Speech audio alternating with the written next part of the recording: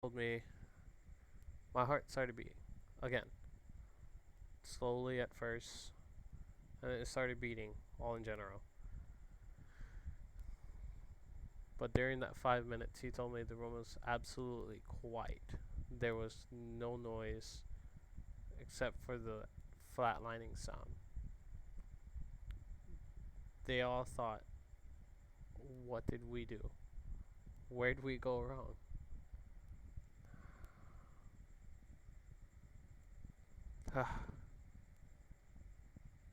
um, my computer's being stupid. My stupid cursor just keeps flashing.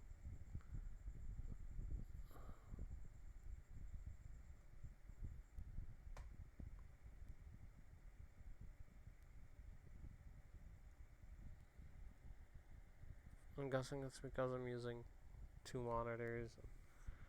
Just my computer can't take it right now. I don't know. But anyway, um, my heart picked up, started beating again. They continued with the surgery. After they had it, they started talking to me when my parents were gone. I lost where I was. Um, so the first day, everyone left, and I know this may seem weird. I don't know if any of you have experienced this before, if you're a dude, but when you cannot get out of bed, you're in the hospital. They need some way to have you pee. So, NSFW alert. But there was a tube going into, yes, that. Not the other one, not my butt, but yeah, there was a tube going into there, so that was how I'd pee. And I was stuck like that for 4 days. And imagine, I would have been stuck like that for 2 weeks, maybe more. But um, the first night I didn't get any sleep. I was so used to sleeping on my stomach. When I was placed on my back, I could not sleep. And then, just to make it worse, I got pneumonia while I was inside of the office because I couldn't move around and I was around sick people and I got sick. Then, my ribs being broken.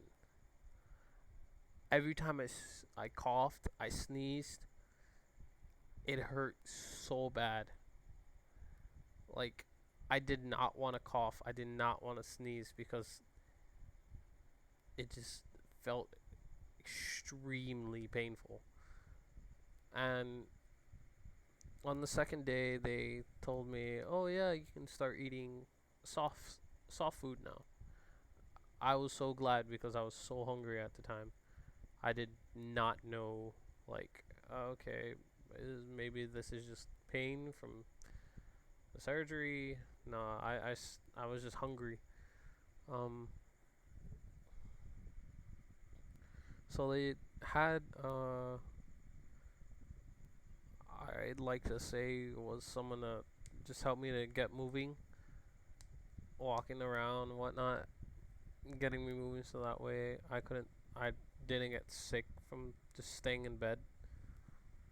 They had me walk the floors, and after that, they had me go into the game rooms where I played Aragon, the dragon movie, and Drift, that old race car game. Um,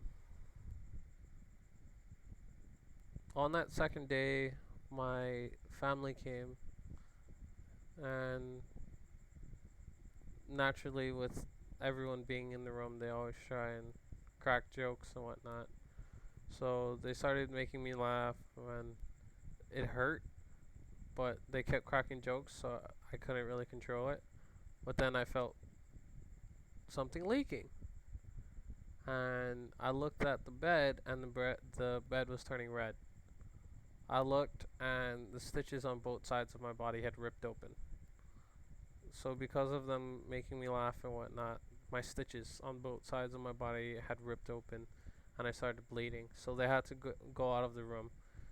Uh, the nurses came running in because my mom then pulled the red cord and paged them to come in. My parents had to leave, and they had me raise my hands up, and they stitched me up while I was there. They had to clean up my wounds, get me a new gown, change my bed. Then I laid back down, but I was all sore because getting up and down put so much pressure on top of my ribs. You guys have no idea how it's like, or maybe some of you actually may know, but you need your ribs and you need your chest for so much things. You do not realize that until you figure out how often you use it. But anyway,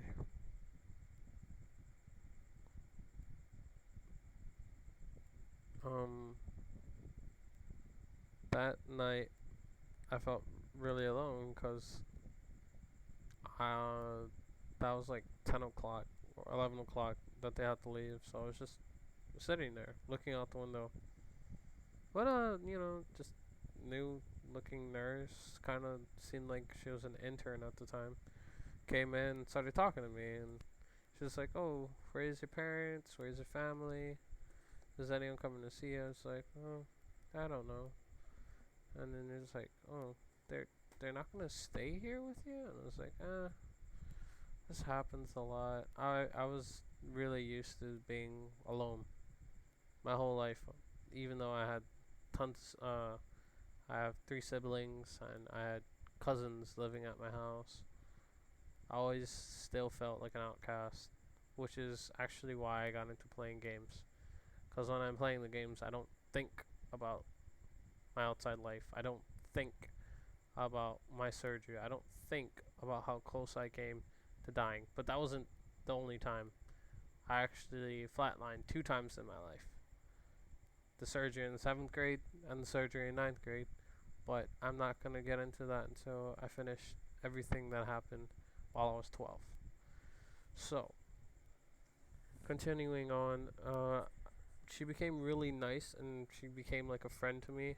So whenever there wasn't anyone in the room, she'd come in, turn on the TV, and she'd stay there, talk story, and watch movies with me. Um,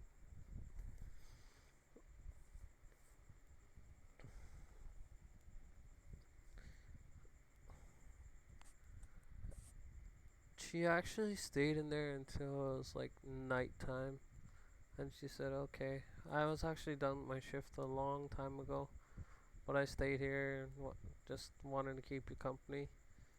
And it's just like, "Oh, thank you." Then she said bye, good night, and she went home.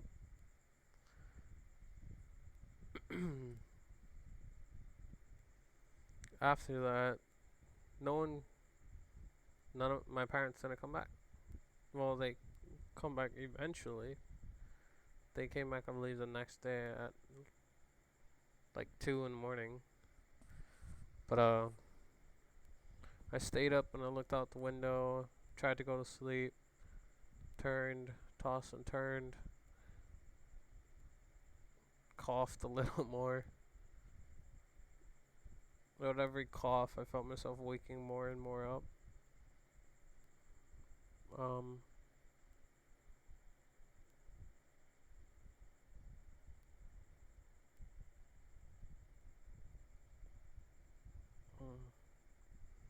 I actually ended up eventually going to sleep. Then when I woke up, the nurse then told me, how you feeling? How's the pain? My doctor came in and he said, oh, there's actually going to be another person coming in. His name is Kevin. He was 17. I was 12. He did not have the same procedure as me because his wasn't as severe. It was just minor. Mine was really severe. It was supposed to kill me. My chest was like, I used to mess around and play with it. Like, that's how comfortable I actually got with the birth defect I had. Me and my brother actually wanted to see, like, oh, I believe I just put cereal inside of that little, like, bowl shaped thing I had, the little dip in my chest. I didn't put milk or anything because that would just be stupid, but I put cereal in my chest and I used to eat. I ate from it as it's not like a huge crater or anything. It's just like my chest is going inwards and then it comes back out. That sort of thing. Like you see Udyr's chest, how everything's just flat. Yeah, mine's went this, went in, came back out. But I found out he plays the guitar, and I played the guitar, and I really liked playing Guitar Hero at the time. I still do. If anyone wants to challenge me, you know, for those noobs out there, I really hope you can play on expert. Anyway, but he really was into a lot of rock bands. Van Halen, AC/DC. He liked Mayday Parade.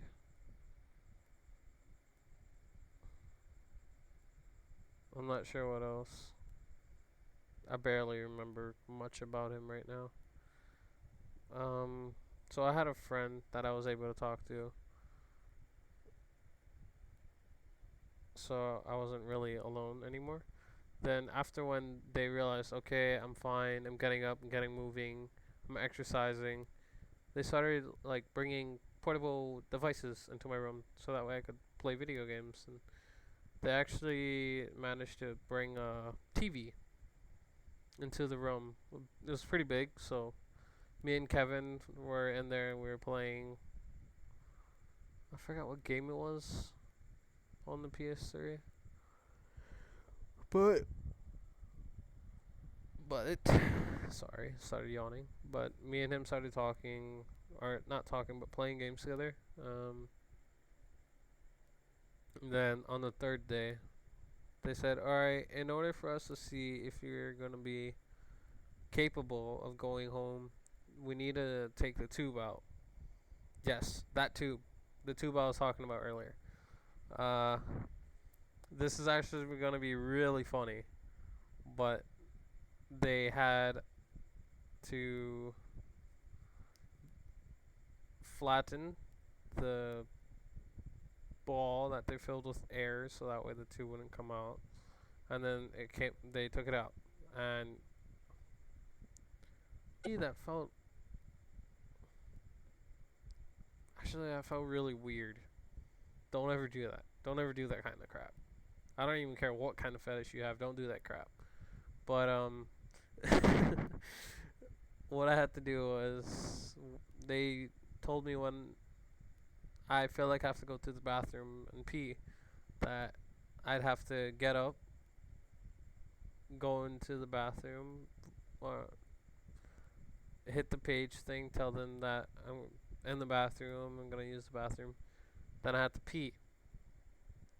The first time I had to pee when I took the tube out, would anyone like to guess? A, I peed everywhere. Two. A and 2. Yep, Dempsey strikes again, everyone. B, nothing happened. I didn't really have to pee. Or 3, I farted out of my penis. Would anyone like to guess? If you'd like to guess away. I'm gonna give you a few more seconds.